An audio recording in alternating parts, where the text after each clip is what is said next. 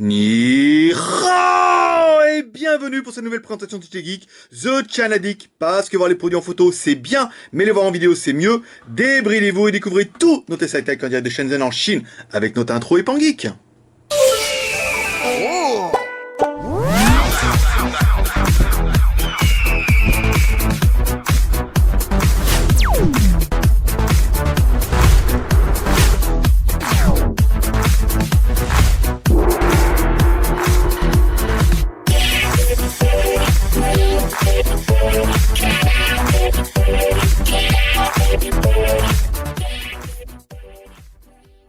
Oui, on a menti, oui, j'avoue, on a menti. Il n'y aura que 2 tests aujourd'hui. Un, parce qu'en fait, si les tests sont plus courts, ils sont surtout plus longs, ou plus longs à monter. Et en fait, c'est quand même beaucoup de travail, donc il n'y aura que 2 tests aujourd'hui. C'est pas mal. Il faudra attendre lundi pour le test du Umi X1S, dont vous avez vu le test avant le test sur le blog. Et bon, vu que c'est qu'une évolution, c'est vrai qu'il n'y a pas grand chose de différent, si ce n'est peut-être la batterie, machin. Bon, on verra ça lundi. Puis c'est comme les bonnes choses. Il faut pas en abuser, il faut attendre un petit peu lundi. Je sais qu'il y a des mecs qui regardent nos vidéos juste pour se marrer. Donc ça sera lundi. Voilà, donc on attaque aujourd'hui avec ce test du THL W100 qui s'annonce comme un quad-core magnifique. Au niveau du package, vous serez gâtés mes petits chats avec un manuel, en anglais, ça c'est bien, un film protecteur, 2 batteries, ça c'est pas mal, un kit piéton d'origine THL, un câble data, un chargeur secteur et la cerise sur le gâteau, le flip cover. Bon, la qualité est pas violente, mais c'est offert, il sera avec le téléphone, donc avec toutes les commandes, vous aurez tout ça dedans. Et ça, alors ça, c'est bien. Le design, le design, il est beau. Il était un très beau téléphone. C'est un petit téléphone, oui. C'est un 4 pouces 5. Alors, sur le côté droit, 2 boutons, volume plus moins. Non, c'est la gauche. La gauche, c'est là où t'as le pouce à droite. C'est facile, pourtant. À droite, rien du tout. Sur le dessus, un bouton power on off. L'alimentation, sur le dessus. Un jack 3.5. Sous le dessous, rien. Si ce n'est un microphone qu'ils ont bien caché. Et l'ouverture, ici. Caméra frontale, les capteurs de proximité et de luminosité. À l'arrière, une caméra, qu'on testera tout à l'heure. À l'intérieur, 2 emplacements carte SIM, un micro SD et une batterie qui nous permet d'enchaîner directement avec la batterie. La batterie fait 1800 mAh. C'est bien par rapport à la taille du téléphone. Vous allez voir que le téléphone est pas très gourmand en ressources. Le démarrage est digne de chez DHL avec la surcouche locale, vous voyez, on retrouve tous les petits boutons et tous les petits raccourcis qui vous permettent d'accéder directement aux applications. On va regarder tout de suite les IMEI. Donc les IMEI sont bien en 35 pour les THL version export, 2 IMEI en 35, ça c'est bien. On aime beaucoup, même s'il y a plus d'importance, on aime bien avoir les IMEI en 35.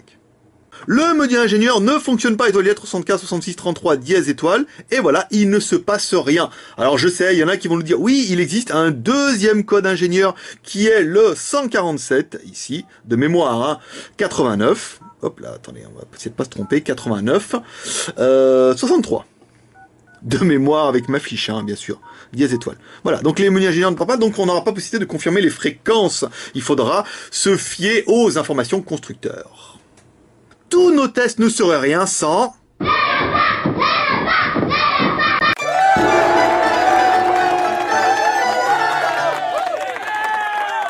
Notre lapin, oui, notre lapin, joliment déguisé, enfin notre Pangeek joliment déguisé en lapin. Alors le score 13 849, c'est un très bon score pour un quad-core. Qu'est-ce qu'on va retrouver dans l'appareil? C'est bien un Tool S100, c'est un processeur quad-core MT6589, ça c'est bien. La résolution de l'écran, c'est du QHD.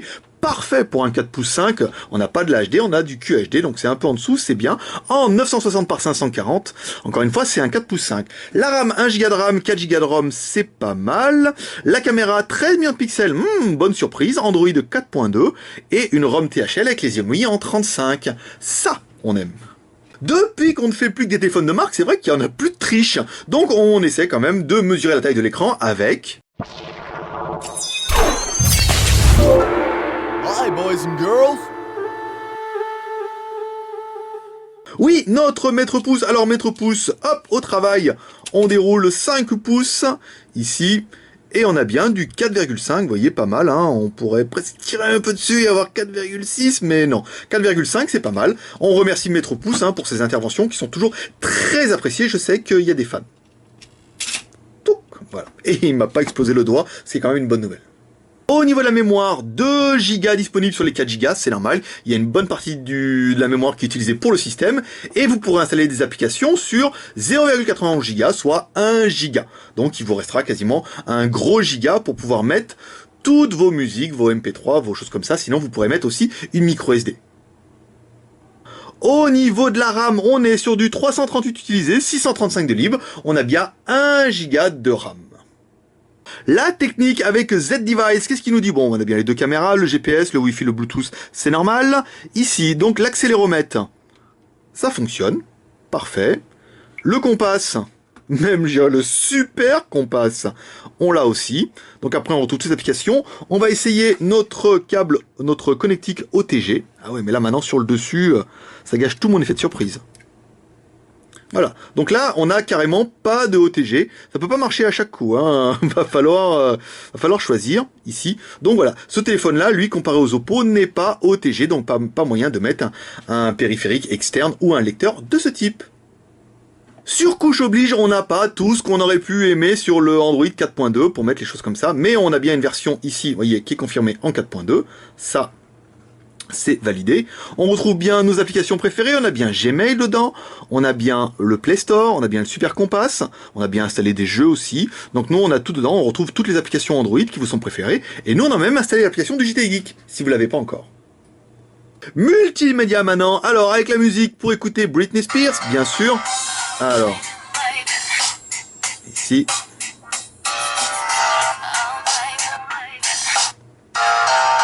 Ça c'est pas trop mal en fait au niveau de la musique, hein. Bon bah on a un son qui est à résonance plasticienne, hein, mais on a un son qui est correct, assez puissant. Bon bah après ça manque toujours un petit peu de grave, c'est normal, c'est dû au plastique et surtout ça va être dû au prix du téléphone qui est très agressif.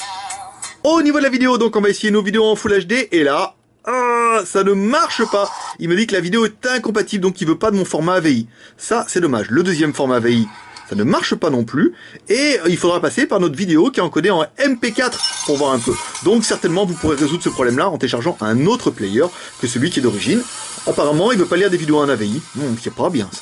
Alors l'écran, bah, il est magnifique hein, quand même, malgré pour un QHD, je veux dire, THL ils ont quand même mis le paquet, je sais pas si vous vous rendez bien compte, il est quand même très très bien. Vous voyez, on a bien un écran IPS, hein, visible à 180 degrés.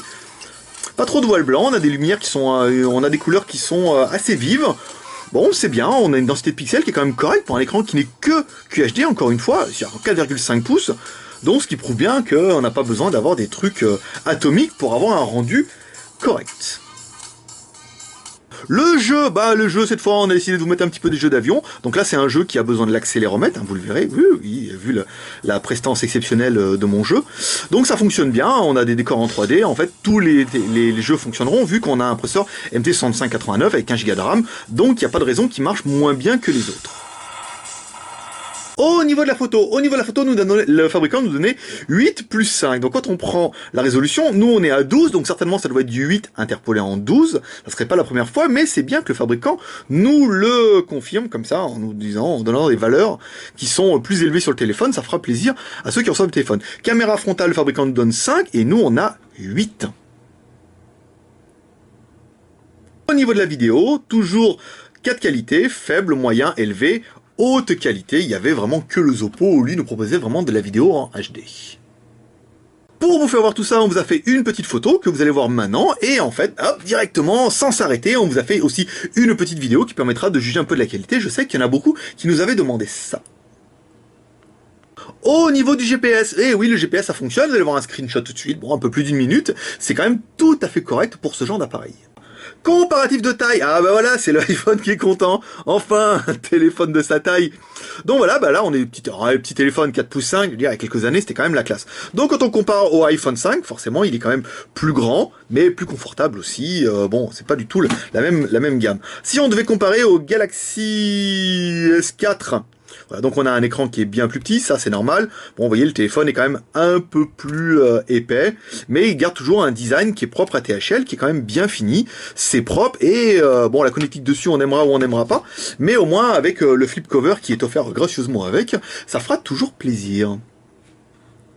Au Au niveau du Wi-Fi et du Bluetooth, eh ben c'est bien, ça fonctionne. Vous voyez, le signal du Wi-Fi est quand même au minimum. Ça veut dire qu'il accroche et pourtant la connexion est pas mauvaise. Hein, le téléphone fonctionne bien et on arrive à avoir toutes nos pages sans trop de problèmes. Ça veut dire qu'on n'a pas besoin d'avoir 5 barres pour avoir une connexion Wi-Fi correcte. Donc nous, qu'est-ce qu'on a aimé au niveau du téléphone? Bah c'est un double 1 THL, donc c'est bien. Processeur quad-core, un double SIM compatible 3G, donc vous pouvez faire tourner 2 SIM en même temps, donc une qui sera en 3G, 1 Go de RAM, 4 Go de ROM, l'écran 4,5 pouces en IPS avec un écran QHD, ça c'est bien. L'appareil photo 8+5, ça c'est bien. Vous voyez, interpolé en plus. La batterie 1800, deux batteries 1800. L'épaisseur 10,5 et le prix que vous attendez tous, 164 €, moins les points de fidélité, moins 3,20 €. Ça vous fait un téléphone à 160 €. Là, quand même, pour un téléphone en QHD, et avec un processeur quad-core, c'est vraiment un très bon rapport prix et ça va être vraiment ce qui va nous faire aimer le téléphone. On regrettera pas grand chose, hein, si n'est que l'écran était un peu petit pour beaucoup. La connectique sur le haut, je suis pas très fan, surtout pour le rechargement, c'est pas très pratique ni esthétique, mais ça reste quand même un téléphone à très bon rapport prix. Et si vous voulez découvrir les GSM chinois, commencez par celui-là, commencez par un THL déjà, et commencez par celui-là parce que là à 160 €, vous faites vraiment pas une mauvaise affaire. Si vous aimez cette vidéo, n'hésitez pas à laisser un max de commentaires et à la partager sur Facebook, Twitter, Google+. Si vous avez des questions, n'hésitez pas à les poser directement sur le blog ou sur la boutique. On n'a pas accès à YouTube tout le temps à cause de la Chine. Vous pouvez rejoindre la grande famille des geeks Chanadik sur le blog JT Geek, le forum, notre Facebook, sur Twitter, sur Google+, ou via l'application JT Geek. Vous pouvez la télécharger directement sur le blog JT Geek, qui est une application, ça c'est bien. Vous pouvez nous laisser un pouce vert pour nous encourager et vous abonner à notre chaîne YouTube pour recevoir toutes nos vidéos avant tout le monde. Et oui, ça se passe comme ça, le petit lien va apparaître en haut à droite, vous vous abonnez et vous recevrez cette vidéo vendredi soir pour les abonnés et samedi sur le blog JT Geek. Voilà mes petits geeks, moi je vous dis à lundi pour le test d'une application et le test du X1S et merci à tout le monde de nous suivre. Je sais, c'est la folie. Bye bye.